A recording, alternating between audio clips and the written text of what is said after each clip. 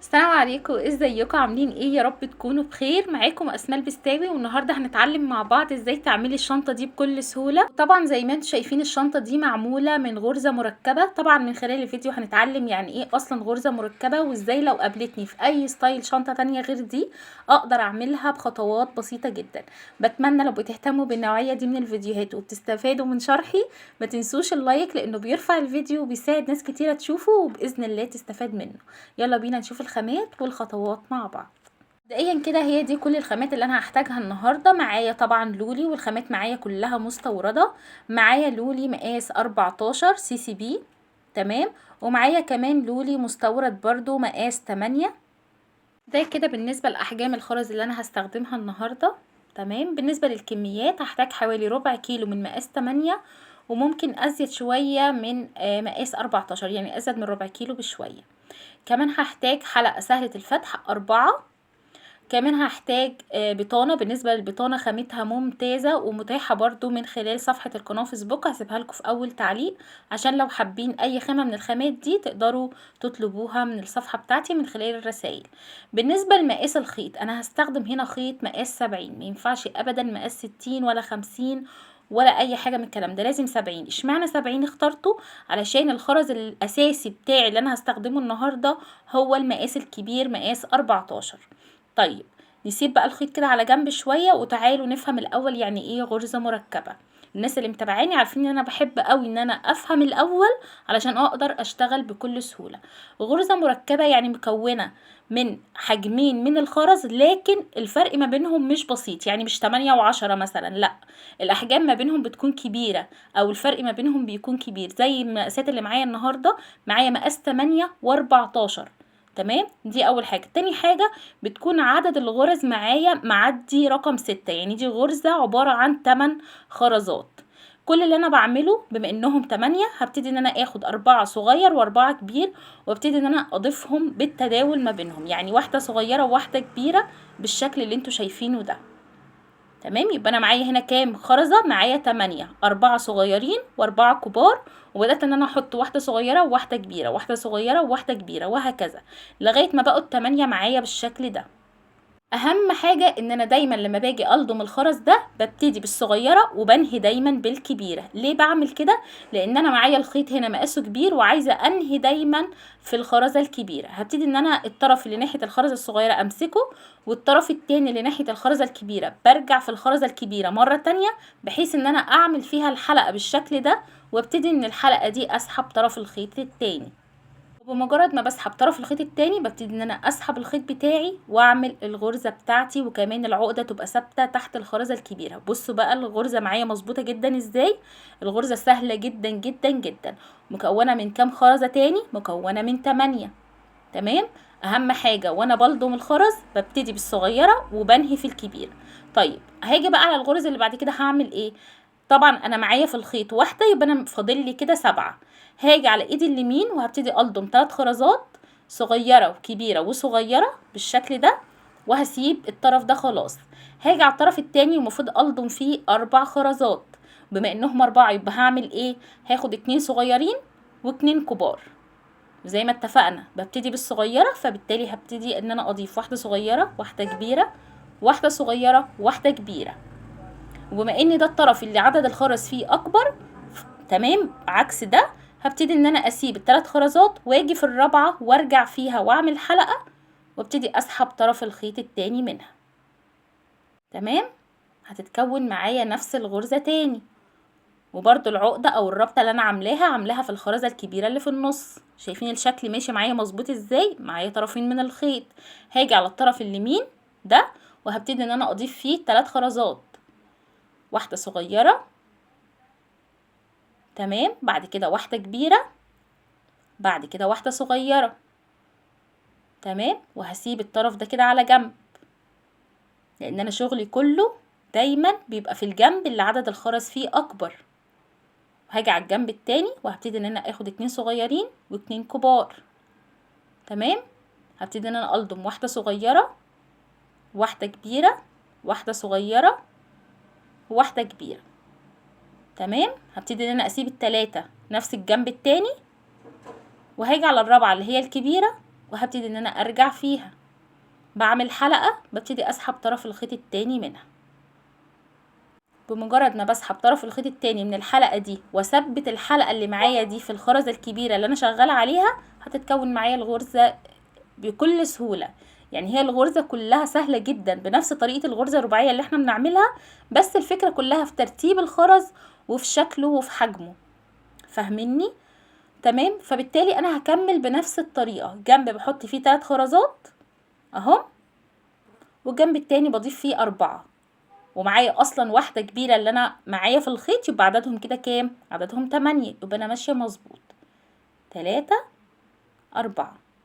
الرابعة دي هي اللي عليها الشغل كله. عشان كده احنا اخترنا الخيط مقاس كبير علشان يبقى الشغل معايا مشدود ويبقى تمام. يعني حتى لو انا حبيت اعدي في الخرزة الكبيرة دي مرة تانية هعدي فيها بكل سهولة. ونفس الطريقة ونفس الخطوات اللي انا ماشية بيها دي هكمل. انا محتاجة اعمل كام غرزة؟ محتاجة اعمل 7. طبعا كالعادة هكمل لغاية ما يبقوا 6. ورقم 7 دايما بتكون بطريقة مختلفة لانها بتتعمل لحاجتين مهمين. اول حاجة ان انا بنهي الصف ده، وتاني حاجة ان انا اتجاه الخيط بتاعي لازم يتغير علشان اعمل صف جديد. تمام. فانا هنا بعمل ايه؟ انا بمشي على نفس الخطوات اللي انا عاملاها معاكم. تمام. انا كده عملت 5. دلوقتي هعمل رقم 6 بنفس الطريقة ونفس الخطوات برضو. بعد كده رقم 7 او الغرزة رقم 7 هي اللي هتبقى مختلفة ومعمولة بطريقة مختلفة. طيب رقم 6 ورقم 7 دولت او عدد الغرز دولت اللي هم ايه؟ عدد الغرز اللي انا بعملها دلوقتي اللي هو عرض الشنطة من قدام. يعني الشنطة من قدام كده عبارة عن 7 غرز. طبعا انا عاملاها برضو عدد فردي. تمام. وهنفهم في النهاية خالص ليه عاملاها عدد فردي مش زوجي. انا كده عملت 6، فاضل لي غرزة واحدة بس. طيب انا اتجاه الخيط بتاعي برضو طالع لفوق، انا عايزاه يعمل لي غرزة وفي نفس الوقت يجي على جنب عشان ابتدي اعمل الصف الجانبي التاني اللي هو هيبقى جنب ده على طول. طيب حلو قوي. هعمل ايه؟ معايا طرفين من الخيط، هاجي على الطرف اللي جوه. انا معايا كام واحدة في الخيط دلوقتي؟ معايا واحدة بس. تمام. هحط واحدة بس من الصغيرين في الخيطة اللي جوه. اما الخيطة اللي بره انا محتاجة فيها كام دلوقتي وانا معايا في الخيط 2 اهمت؟ محتاجة 6. هبتدي ان انا اضيف ال6 ازاي؟ بنفس الطريقة اللي احنا اتعودنا عليها. ببدأ بالصغيرة وبنهي بالكبيرة. هتلاقي الموضوع معاكي سهل جدا. دي 1 2 3 4 5 6. بصوا، بدأت بالصغيرة ونهيت بالكبيرة. 1 2 اللي هي الكبيرة والصغيرة، وادي كمان 6. يبقى انا عدد الغرز اللي معايا او مع عدد الخرز اللي معايا 8. هاجي على الكبيرة برضو دي برجع فيها اعمل الحلقة وابتدي اسحب طرف الخيط التاني. تمام. بمجرد ما بسحب طرف الخيط التاني كده بكل سهولة واعمل العقدة، هتلاقي اتكونت معاكي الغرزة رقم 7 شبه اخواتها بالظبط اهو. اهو انا ماشية كده مظبوط، وفي نفس الوقت اتجاه الخيط جه على جنب علشان ابتدي ان انا اعمل الغرزة بتاعة الصف او بداية الصف الجديد. حلو كده اهو. معايا برضو طرفين الخيط. طرفين الخيط هنا طالعين منين؟ طالعين من الخرزة الكبيرة. يعني انا كده معايا في الخيط خرزة واحدة بس. محتاجة كام خرزة دلوقتي عشان اعمل الغرزة بتاعتي؟ محتاجة 7 عشان احنا العدد لازم يبقى 8. بما ان معايا في الخيط هنا خرزة واحدة بس، هاجي على الطرف اللي جوه وهسيبه فاضي خالص كده. انا بعلمهولك بالزرادية عشان تشوفيه. وهاجي على الطرف اللي بره وهضيف ال7 مرة واحدة. ليه هنا بعمل كده؟ عشان دي بداية الصف بتاعي. تمام. هبتدي ان انا اضيف 7 بترتيب برضو. ببدأ بالصغير. تمام. 6 7. هنا بقى نهيت، بدأت بالصغير ونهيت برضو بالصغير. تمام اهو. هاجي على الصغيرة الاخيرة اللي معايا دي وبرجع فيها كده وابتدي اسحب طرف الخيط التاني الفاضي اللي انا ما حطيتش فيه حاجة خالص زي ما انتوا شايفين كده، وهبتدي ان انا اسحب بالشكل ده، وهعمل الغرزة او العقدة في الخرزة الصغيرة. يبقى انا معايا طرفين الخيط دلوقتي طالعين من الخرزة الصغيرة دي.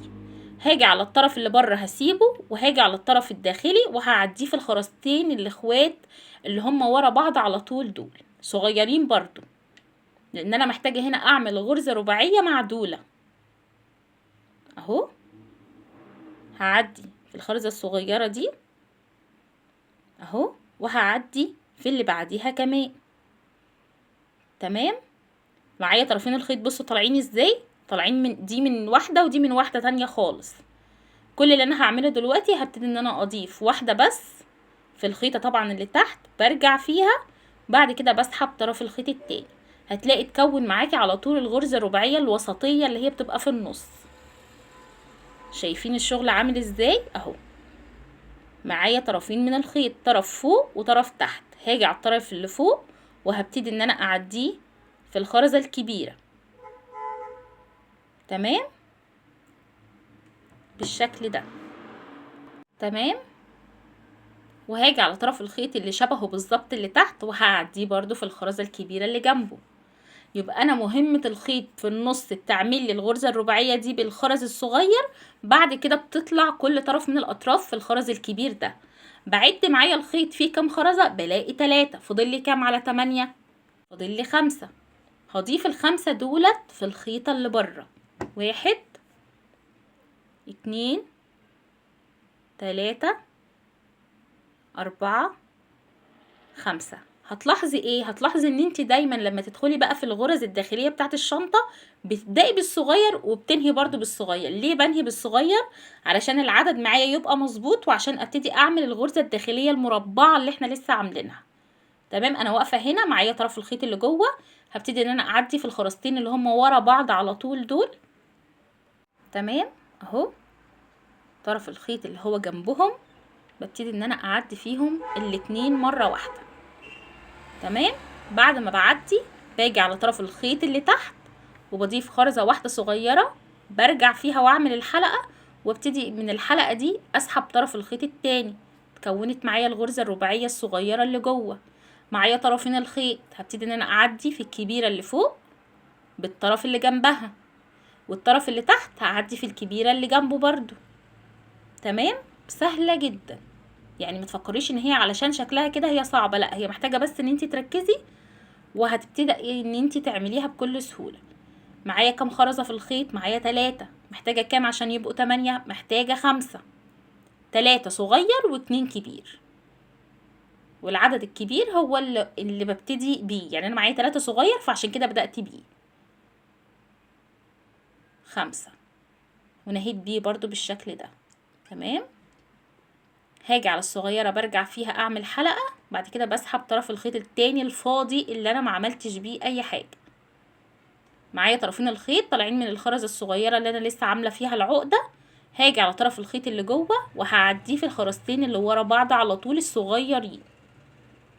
ما استعجلش واعدي في الاتنين الصغيرين والكبيره، لا، الاتنين الصغيرين بس، عشان انا عندي الغرزه الرباعيه هي عباره عن 3، محتاجه واحده. الواحده دي مش هتتعمل غير بطرفين الخيط. هبتدي ان انا احط واحده في الخيطه اللي تحت، بعمل فيها الحلقه او العقده، واسحب طرف الخيط التاني اهي. الغرزه الرباعيه الصغيره اتعملت، يبقى خلاص بقى الخيط كده المهام بتاعته ان هو يعدي في الخرز الكبير. الخيطه اللي فوق تعدي في الخرزه الكبيره اللي فوق، والخيطه اللي تحت تعدي في الخرزه الكبيره اللي تحت بس. بعد كده الخيطه اللي فوق بسيبها فاضيه مش بعمل فيها اي حاجه. الخيطه اللي تحت بضيف فيها 5 خرزات، 3 صغيرين و2 كبار، بترتيب صغير كبير صغير كبير صغير اهو. 3 و2. ببتدي بالصغيره. انا ليه هنا بقولك صغيره وكبيره مش بقول الاحجام؟ لان انت ممكن تغيري الاحجام اللي احنا شغالين بيها دي اصلا.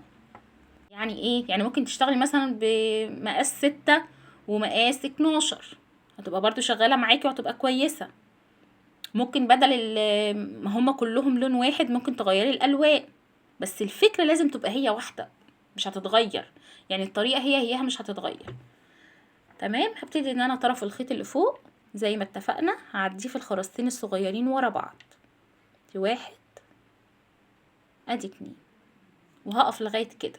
طرفين الخيط طالعين معايا من ال3 خرزات الصغيرين. بضيف دايما الخرز في الخيطه اللي تحت، هضيف واحده بس صغيره وارجع فيها. بعد كده بعد ما عملت الغرزه دي هبتدي ان انا اكمل بنفس الطريقه ونفس الخطوات لغايه اللي قبل الاخيره، عشان احنا الاخيره برضو دايما بتبقى مختلفه فهنشوفها مع بعض. ولو قابلتك مثلا ان الخيط خلص والكلام ده كله، حاولي دايما العقدة بتاعتك او الربطة بتاعتك تعمليها في الخرزة الكبيرة. تمام. زي ما انتم شايفين اهوت انا بشتغل غرزة رباعية اللي هي الصغيرة عادي جدا، عديت في الخرزتين والخيط طالع معايا اهو. هاجي على الخيطة اللي تحت برضو وهعمل واحدة بس صغيرة وبرجع فيها وبعمل حلقة بسحب منها طرف الخيط التاني. تمام. عايزين بقى نركز في الغرزة الأخيرة دي ونشوفها هتتعمل ازاي. تمام. معايا دلوقتي طرفين الخيط، هاجي على الطرف اللي تحت وهعديه برضو من الخرزة الكبيرة اللي تحت. تمام. نفس الخطوات بتاعت الغرزة اللي قبليها، وهاجي على الطرف اللي فوق وهبتدي برضو ان انا اعديه في الكورة الكبيرة او في الخرزة الكبيرة اللي برضو عليها الدور اهو. انا ماشية بنفس الطريقة. امال الاختلاف فين؟ الاختلاف الخرز هيتحط فين. انا معايا 3 محتاجة 5، هجيب واحدة من الصغيرة وهضيفها في الخرزة اللي تحت، قصدي في الخيطة اللي تحت. يعني الخيطة اللي تحت اللي انا من ساعتها شغالة بيها دي هضيف فيها واحدة بس صغيرة.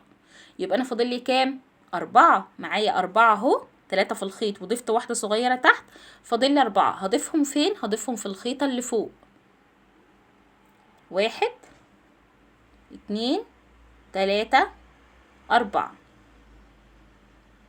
تمام اهو. هسيب 3 وهاجي على رقم 4 اللي هي الكبيرة دي هرجع فيها. تمام. واعمل حلقة، والحلقة اللي انا عملتها دي هسحب طرف الخيط التاني اللي انا حطيت فيه من البداية خرزة واحدة صغيرة، وابتدي كده ان انا اسحب الشغل بتاعي. تمام. لغاية ما تتكون معايا الغرزة بنفس الشكل ونفس الطريقة، والاقي طرفين الخيط، طبعا انا عملت العقدة او الحلقة في الخرزة الكبيرة، والاقي الخيط طالع معايا جانبي بالشكل ده اهو. بصوا طرفين اهمت معايا، طرف لجوه وطرف لبره.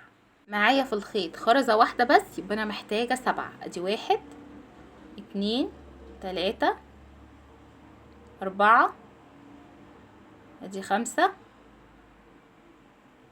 ادي 6. تمام. ادي 7. يبقى انا معايا خرزة واحدة كبيرة في الخيط، الطرف اللي فوق سبته فاضي والطرف اللي بره ضفت فيه 7. بدأت بصغيرة ونهيت في صغيرة. هرجع بعمل حلقة في الخرزة الصغيرة دي والعقدة فيها. بعد كده طرف الخيط اللي فوق هبتدي ان انا اعديه في الخرزتين اللي فوق بعض. تمام. ادي 1 واللي فوقيها كمان. يبقى انا معايا كل طرف من اطراف الخيط طالع من خرزة صغيرة بالشكل ده. تمام. هاجي على الطرف اللي تحت واحط فيه خرزة واحدة صغيرة، برجع فيها بعمل حلقة، ببتدي اسحب طرف الخيط التاني اللي فوق، تتكون معايا غرزة رباعية صغيرة اللي هي في الوسط بالشكل ده. بعد كده معايا طرف الخيط اللي فوق بيعدي في الخرزة الكبيرة واحدة بس، وطرف الخيط اللي تحت بيعدي برضو في الخرزة الكبيرة اللي جنبه واحدة بس. يبقى انا معايا في الخيط 3. تمام. محتاجة عليهم 5. 2 3 4 5. ال5 بحطهم مرة واحدة في طرف الخيط اللي تحت، مش اللي جنب الخرز فوق، لا اهو. ببتدي كده ان انا انهي في الخرزة الصغيرة وهتتكون معايا بالشكل ده. هعمل ايه بقى في كل ده؟ هكرر نفس الخطوات اللي انا عملتها في الصف التاني في الصف اللي انا شغالة فيه واللي بعده واللي بعده حسب ما انت عايزة. طبعا انا هعمل الشنطة على جزئين وبعد كده المها بالقاعدة والجوانب. تمام. فانا هعمل نفس الخطوات اللي انتوا شفتوها في الصف ده هكررها في الصف اللي جنبه واللي جنبه اهو. عملت نفس الخطوات. هاجي على اخر واحدة، حبيت برضو ان انا اشاركها معاكم عشان تثبت معاكم اكتر. برضو بعمل الغرزة الرباعية بتاعتي عادي خالص بخرزة واحدة صغيرة. تمام. بعد كده معايا طرفين الخيط بيعدوا برضو كل واحدة في الخرزة الكبيرة اللي جنبه. بالنسبة للي فوق عدى خلاص، وبالنسبة للي تحت، وهاجي على اللي تحت اللي انا لسه معدياه ده بحط فيه خرزة واحدة بس صغيرة. يبقى انا معايا في الخيط 4، محتاجة كمان 4. هحط ال4 مرة واحدة في الخيطة اللي فوق. دايما ببدأ بالخرزة الصغيرة. 2 1 2 3 4. الرابعة الاخيرة اللي معايا دي هبتدي ان انا ارجع فيها واسحب طرف الخيط التاني اهو. هلاقي الغرزة بتاعتي اتكونت، وكمان طرفين الخيط اتجاههم بقى جاي في الجنب، عشان لسه هعمل صفوف تانية. طبعا انا كده عاملة 3 صفوف، 3 في 7. بصوا اهو 7 غرز في 3. طبعا انا لسه هكمل، وهكمل بنفس الطريقة اللي احنا شفناها مع بعض. كل اللي انا كملت كمان عليهم صف واحد بس. يبقى انا عملت كام في كام؟ عملت 7 عرض في طول او ارتفاع 4، وعملت قطعتين نفس الخطوات ونفس الطريقة بالظبط زي بعض. بصوا قطعتين شبه بعض بالملي بنفس الطريقة ونفس الخطوات. دلوقتي كل اللي انا هعمله ايه؟ هبتدي ان انا اقفلهم، وكمان اعمل الايد سهلة وبسيطة جدا، وعملناها قبل كده كتير في فيديوهات. تمام. كل الحكاية اللي انا هعملها كلها باللولي مقاس 8 بنفس الطريقة كده. بعملها ازاي؟ بعمل صفوف، بعمل 3 صفوف، 3 في 20. تمام كده واضح معاكم؟ عشان الناس اللي برضو بتهتم بالعدد والغرز بالظبط انا وضحتها لكم. بعد كده بضم ال3 غرز او ال3 صفوف على بعض بالشكل ده، وهبتدي ان انا اقفلهم بصف جديد. الصف الجديد ده بعمله ازاي؟ معايا الخيط اهو طالع من الجنب ده، ولو مش طالع من هنا ببتدي ان انا اعديه في الخرزة اللي في الجنب، وهاجي على طرف الخيط من بره وهبتدي ان انا اضيف فيه خرزة واحدة بس. تمام. ونفس طرف الخيط بعديه في الخرزة اللي قصاد اللي انا عديت منها من البداية بالشكل ده، وهبتدي نفس طرف الخيط ده اللي انا عديته دلوقتي هحط فيه خرزة واحدة بس، برجع فيها وبسحب منها طرف الخيط الاولاني خالص. تتكون معايا على طول غرزة رباعية، بحيث انها تقفل لي الجزء ده داير ما يدور عبارة عن غرز رباعية. يعني تقلبيه الجنب ده الجنب ده الجنب ده، كلها عبارة عن غرز رباعية. وهي دي فكرة ايد الشنطة بكل سهولة. بدل ما تشتغليها بغرزة رباعية وتبدأي ان انت تبني عليها داير ما يدور، لا، اعملي 3 صفوف مرة واحدة بالعدد اللي انت عايزاه. 3 صفوف في 20. طيب انا اعرف منين بقى حجم الايد؟ كبير، صغير، متوسط، على حسب حجم الشنطة. سهلة جدا. كل اللي انت بتعمليه بتاخدي العرض بتاع الشنطة وتزودي عليه 4 غرز. يعني ايه يا اسماء؟ يعني انا دلوقتي عندي الشنطة العرض بتاعها 11 من قدام كده 11، زودي على رقم 11 بتاع العرض ده 4 غرز في الايد بتاعت الشنطة، هتطلع معاكي مظبوطة بالملي. ولا قصيرة تقدريش تفتحي الايد بتاعت الشنطة، ولا كبيرة تدي شكل كده مش لطيف، هتطلع مظبوطة جدا معاكي. تمام. بعد كده هبتدي ان انا اركب حلقة سهلة الفتح زي ما انتم شايفين، بركبها بكل سهولة كده، بعديها كده في الغرزة الرباعية دي بحيث ان هي تبقى عاملة كده. تمام اهي.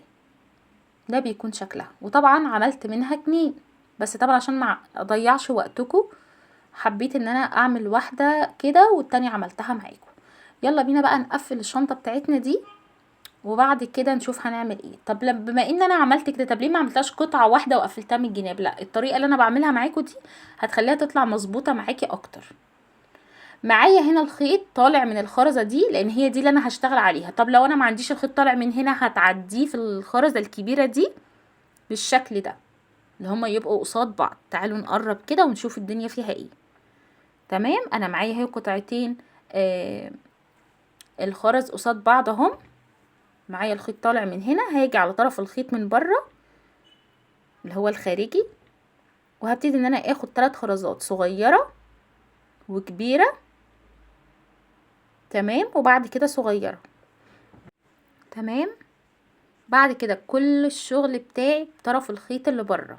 معايا طرفين اهو، طرف جوه اهو، طرف بره. الطرف اللي بره حطيت فيه صغيرة كبيرة صغيرة، وهعدي في الكبيرة اللي قصادها اهو، واسحب كده الخيط هيبقى معايا كده زي كأنك بتقفلي غرزة رباعية عادية جدا. بس الخرزة اللي انت بتقفلي بيها هنا في الشنطة بمقام 3 خرزات، يبقى انا بقفل الاجزاء ديت بكام خرزة؟ بقفلها ب3. نفس الخيطة اللي انا عديت فيها هحط فيها كمان 3 خرزات زي اللي انا حطيتهم من شوية، صغيرة وكبيرة وصغيرة. بعد كده باجي على الصغيرة الاخيرة دي وبعدي في ال3 مرة واحدة. يبقى انا مش هعدي هنا في خرزة واحدة بس، انا هعدي في ال3. ليه يا اسماء عملت كده؟ علشان انا معتبرة ال3 خرزات دول كأنهم واحدة بس قصادي، فاهميني؟ يعني انا لما بكون بعمل جنب شنطه او مثلا زي الايد اللي انا لسه عاملاها معاكوا دي، مش انا قفلت بخرزه واحده بس، نفس الخطوه ونفس الطريقه. الفكره ان انا بسيستم دماغي ان انا بتعامل ان الجنب ده بيتقفل ب3 خرزات كانهم واحده بس. عشان كده هنا انا عملت ايه؟ عديت في ال3 مره واحده بس، وعملت الحلقه وعديت طرف الخيط فيها، وهبتدي اقفل كل جنب لوحده. يعني ايه؟ يعني هاجي على الجنب ده طرف الخيط اهو، هبتدي ان انا اخليه يعدي في الخرزتين اللي ورا بعض مره واحده اهوت.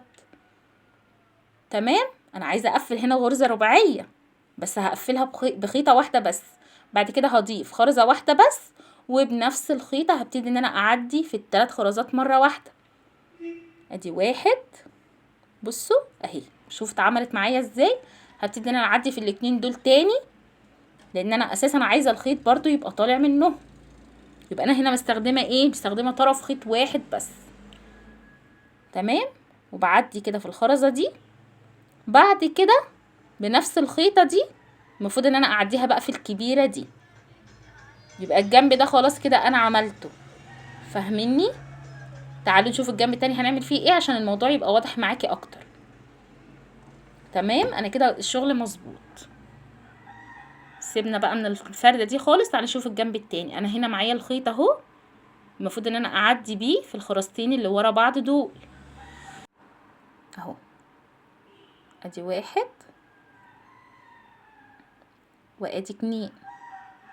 طيب انا دلوقتي معايا طرف خيط واحد، والمفروض ان انا طالعه من ال3 خرزات محتاجه الرابعه علشان الغرزه دي تكمل معايا وتبقى مظبوطه معايا. هعمل ايه؟ هبتدي ان انا اهو طرف الخيط طالع من 3 خرزات، نفس طرف الخيط اللي طالع معايا ده هبتدي ان انا اضيف فيه خرزه واحده صغيره. بص، بمجرد ما بحطها اهي الغرزه كامله معايا، بس اتجاه الخيط جاي لتحت. انا همشي على هوا الخيط عادي خالص. هبتدي ان انا اعدي اهوت في ال3 خرزات الصغيرين. ادي واحد، ابتدي ان انا اعدي كده، بصوا اهو، وهعدي في دي كمان. انا هنا شغاله على الغرزه الرباعيه اللي في النص الصغيره. تمام. وهعدي في ديت كمان اللي هي الصغيره دي. يبقى هي دي اللي انا كنت عايزه اقف عندها علشان اساسا اعدي في الكبيره اللي بعدها. تمام. انا هنا عديت في الصغيره والكبيره كمان بالمره. فاهميني؟ اهو. اهم حاجه ان انا معايا طرفين الخيط دلوقتي طالعين منين؟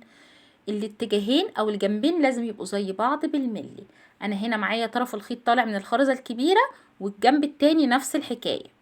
دلوقتي المفروض هعمل ايه؟ هحط ال3 خرزات بتوعي اللي هما بمقام واحده، صغيره وكبيره وصغيره اهو زي ما انتوا شايفين اهو. وهبتدي ان انا الف كده ال3 خرزات وارجع فيهم تاني بنفس طرف الخيط. 2 3. ابتدي اسحب بحيث ان انا اعمل الحلقه، والحلقه دي هعمل فيها ايه؟ هبتدي اسحب طرف الخيط التاني. تمام. ده اللي انا عملته في الغرزه اللي قبل كده، وهتن اكرره. بثبت العقده بتاعتي في الخرزه الكبيره اللي في النص. بصوا كأنها كلها قطعه واحده ازاي. تمام.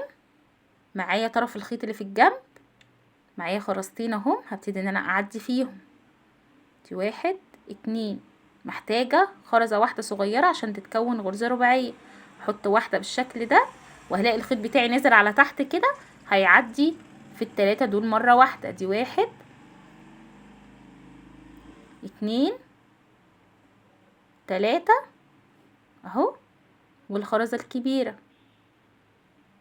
كده. الجنب ده تمام قوي وخلص معايا. هسيب بقى الخيطة دي خالص واجي الجنب التاني اعمل نفس الخطوات. هعدي في الخرزتين الصغيرين اللي هما المفروض يعدي فيهم اهو. تمام. ادي واحد ادي اتنين، نفس طرف الخيط اللي انا عديته ده هضيف فيه واحدة صغيرة. بعد ما بضيفها كده اهو، بصوا الخيط بتاعي نازل على تحت ازاي، بحيث ان هو يعدي في ال3 اللي ورا بعض الصغيرين مقاس 8. دي واحد اتنين وتلاتة. بعد ما بيعدي في رقم 3 ببتدي ان انا اعديه في الكبيرة. طبعا انا برضو بقول لكم ان انا هنا الشنطة اهو، بصوا هعدي في الصغيرة والكبيرة ورا بعضيهم. انا هنا الشنطة عاملاها كلها لون واحد، ممكن تعملي انت الصغير ده لون تاني زي السي سي بي الفضي او الذهبي، هيبقى برضو شكله حلو، او على حسب العميلة ما تطلب منك زي ما تحبي. نفس الطريقة ونفس الخطوات، مفيش يعني مش معنى ان الخرز لونه اتغير يبقى الشغل اتغير، لا هو. وهبتدي ان انا اعديه كده. ممكن تكبري الشنطة، ممكن تصغريها، ممكن تعملي شنطة من اولها لاخرها بالغرزة الرباعية الثمانية دي لان هي 8 خرزات. تمام. وتعملي لها ايد بشكل تاني، يعني زي ما انت عايزه. اهم حاجه اعرفي العدد اللي بيتضاف معاكي في الغرزه ايه، وبتتعمل ازاي، او فكرتها ازاي. هتلاقي الموضوع معاكي سهل جدا وممكن تكرريه بكل سهوله. هضيف هنا الخرزه ال3 خرزات اللي بمقام خرزه اهم، هما بيبقى شكلهم كده، وبرجع فيهم تاني بنفس طرف الخيط مره واحده، بس برجع فيهم عشان اعمل حلقه اهو. تمام. الحلقه اهي معايا، هسحب بيها طرف الخيط التاني. وبعدين هعمل ايه؟ ولا حاجة، هثبت الغرزة بتاعتي دلوقتي، وهعمل نفس الخطوات اللي انا عملتها في ال3 غرز اللي فاتوا بنفس الطريقة لغاية ما اقفل الجزء ده. يعني ايه؟ يعني نفس الطريقة اللي انا عملتها في ال3 غرز اللي فاتوا دول هكررها تاني في الجزء ده كله لغاية ما اكمله ويخلص معايا. انا خلصته لغاية ما وقفت هنا. انا واقفة هنا على ايه؟ واقفة ان انا هنا قفلت برضو ب3 خرزات في النص، وعملت العقدة او الحلقة، ومعايا القطع كلها شبه بعضيها. هعمل ايه؟ هبتدي ان انا اقفل بقى الجوانب. انا معايا هنا الخيط طالع من كام خرزة؟ طالع من 3، ال3 اللي هما بمقام واحدة اللي احنا اتفقنا عليها. تمام. هنقفل ازاي بقى؟ تعالوا نشوف مع بعض هنقفل الجنب ازاي عشان ابتدي ان انا انهي الشنطة بتاعتي كلها. تعالوا كده نقرب ونشوف مع بعض. زي ما اتفقنا انا معايا الخيط اهو طالع من 3 خرزات، دي 1 2 3، طالع من خرزتين صغيرين. تمام. هاجي على الطرف ده زي ما انتم شايفين، انا معايا الخيط هنا طالع من الخرزه دي، انا عايزاه يطلع من اللي جنبها. يبقى هعمل ايه؟ طرف الخيط هبتدي ان انا اعديه في الخرزه الصغيره اللي جنبها، يبقى طالع من الخرزتين رقم 8 مع بعض. تمام. يبقى هو كان طالع من دي اللي هي جنب الكبيره، لا انا عديته في اللي جنبها كمان. بعد ما عديت في اللي جنبها هبتدي ان انا اضيف 2 في نفس طرف الخيط اهو، 2. بعد كده هعمل ايه؟ همسك نفس طرف الخيط، كل ده انا شغاله على طرف خيط واحد، عديت في الخرزتين دول، وبعد كده ضفت خرزتين صغيرين، بعد كده هرجع اعدي في الخرزتين دول. تمام. 2 عديت اهمت فيهم، بعد كده هرجع اعدي في رقم 3 ورقم 4. تمام. يبقى انا كده الخيط معايا طالع من رقم 4 في الخرزة دي. بصوا شايفين طالع معايا منين؟ لان انا لسه لما اجي اقفل الجنب بقى او الغرزة اللي بعديها هنشوف هنعمل ايه، فما تستغربيش ان هو طالع من هنا. تمام. نفس الخطوات اللي انا عملتها هنا هكررها في الجنب التاني. خلاص. مهم ان هنا عملت 4 خرزات، لسه طبعا هما لسه هيتشدوا معايا دلوقتي، هيبقوا مظبوطين. هاجي على الطرف التاني برضو عديت في الخرزة او اهوت هعدي فيها، بما ان انا طالعه من واحده بس انا عايزاه اطلع من الخرزتين الصغيرين اللي جنب بعض.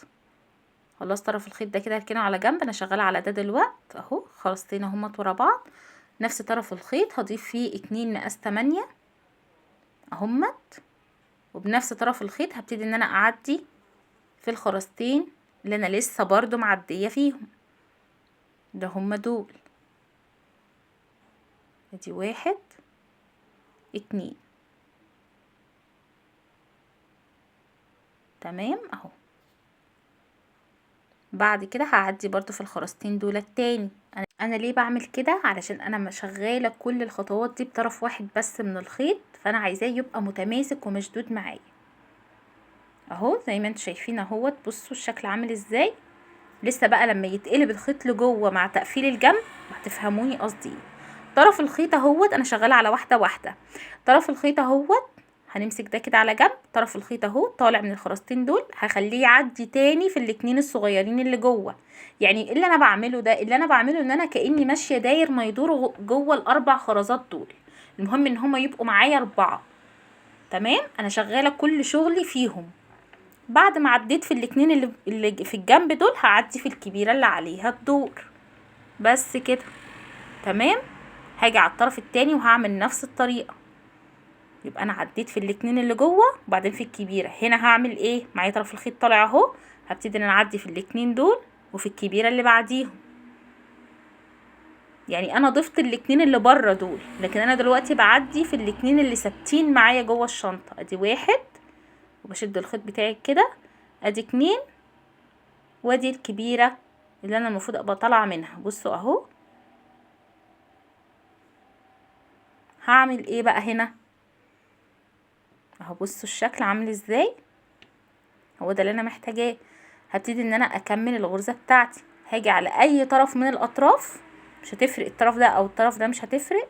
هاجي على الطرف ده اللي انا لسه معدياه من هنا وحطيت فيه خرزة واحدة كبيرة، هبتدي ان انا اضيف الثلاث خرزات بتوعي، صغيرة وكبيرة وصغيرة. تمام اهو. ابتدي ان انا ارجع فيهم هما التلاتة مرة واحدة، بحيث ان انا اعمل الحلقة وابتدي ان انا اسحب طرف الخيط التاني اهو. هتتكون معايا الغرزة اللي انا محتاجاها. معايا طرفين الخيط، هعمل ايه؟ معايا طرف الخيط ده فيه كام خرزة؟ معايا واحدة بس. هبتدي ان انا اعدي في الاتنين اللي عليهم الدور الصغيرين. دي غرزتين جوه بعض، غرزة صغيرة وغرزة كبيرة. غرزة صغيرة اللي هي الرباعية، والغرزة الكبيرة اللي هي 8. هبتدي ان انا اضيف واحدة بس. تمام. وابتدي اعدي في التلاتة تاني. تمام. يعني انا بعمل ايه هنا؟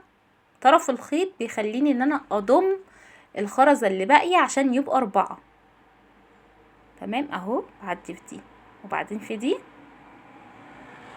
تمام زي ما انتوا شايفين كده. وبعدين في الكبيرة ممكن اعدي فيهم هما الاتنين مرة واحدة، مفيش مشكلة زي ما انتوا شايفين كده. بس هو ده اللي انا محتاجاه. يبقى انا كنت واقفة هنا، ضفت الصغيرة، لفيت في التلاتة التانيين، وبعدين طلعت من الكبيرة دي. هاجي على الجنب التاني وهعمل نفس الطريقة اهو. لازم اعدي الاول في الاتنين الثابتين اللي معايا اللي جوه، عشان طرف الخيط يطلع من الجنب التاني اهو. طرف الخيط اهوت معايا. هبتدي ان انا اعدي في الخرزتين الصغيرين اللي هم ثابتين جوه دول، الاتنين دول. تمام. ادي واحد،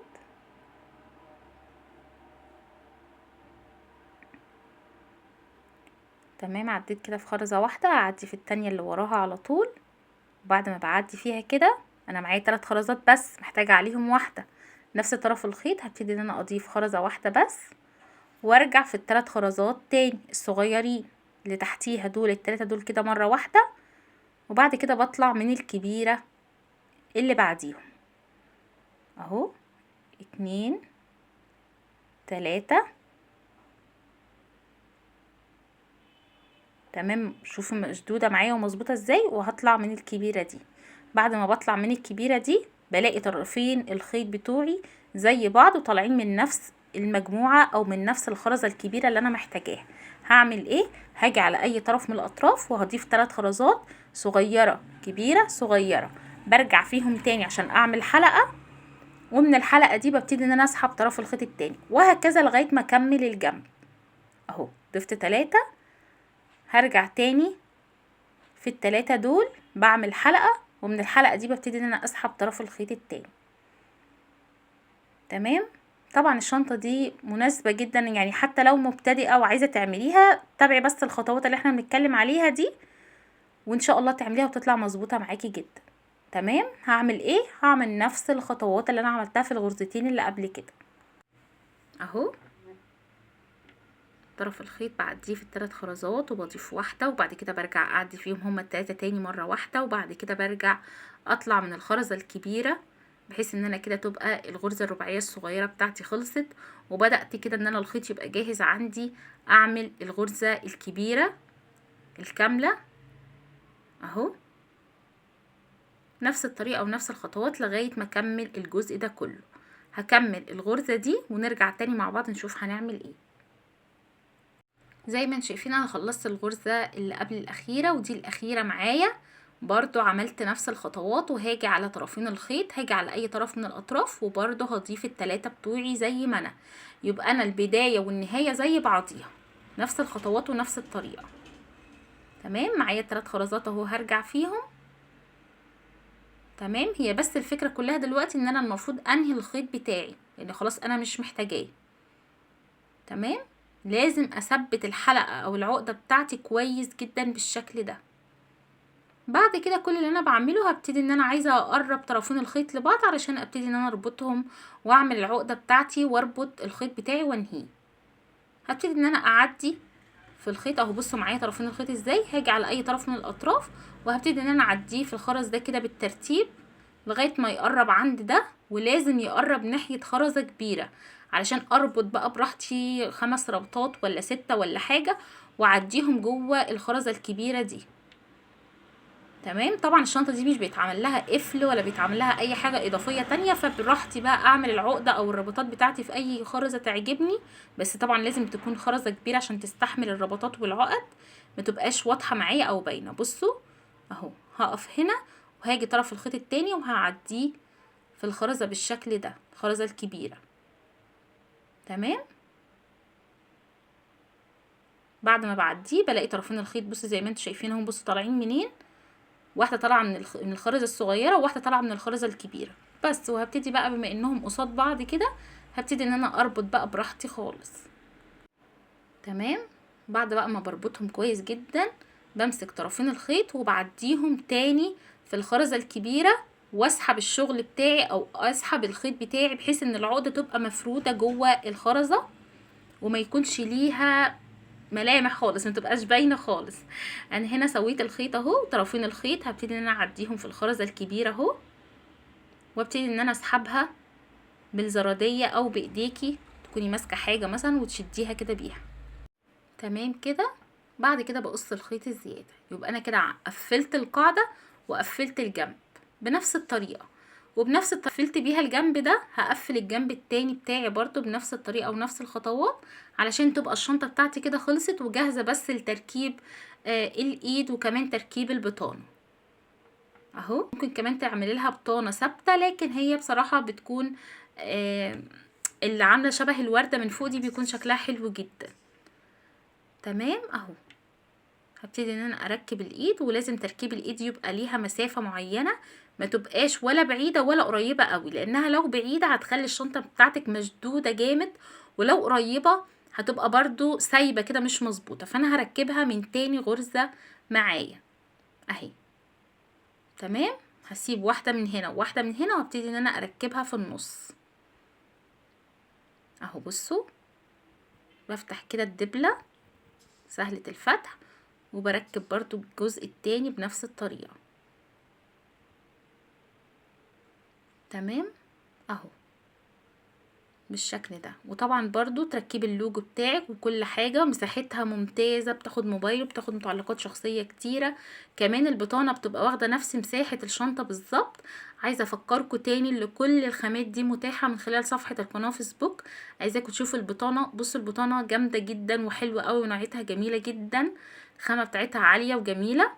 طبعا انا هنا حبيت برضو ان انا اضيف 2 من اللولي كده بحيث يدوا شكله يبقى لطيف يعني وحلو. بصوا ويبقى برضو عامل زي دمج ما بين الشنطة والبطانة. تمام. هسيب لكم في اول تعليق مثبت صفحة القناة فيسبوك علشان تتابعوني هناك وتقولوا لي حابين ننفذ ايه تاني مع بعض، ولو في اي خامة حابة انك تطلبيها برضو تقدري تطلبيها من خلال الرسائل. تمام. وكل الحكاية ان انا هنا بركب البطانة بالشكل ده، وكمان هركب اللوجو بتاعي.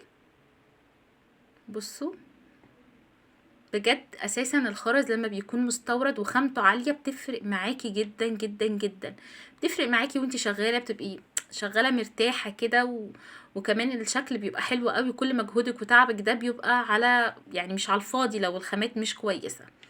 وبتمنى يكون الفيديو النهارده عجبكم. كالعاده هستنى رايكم في التعليقات، وكمان تقولوا لي بتتابعوني منين، وبتمنى يكون دايما شرحي بتستفادوا منه.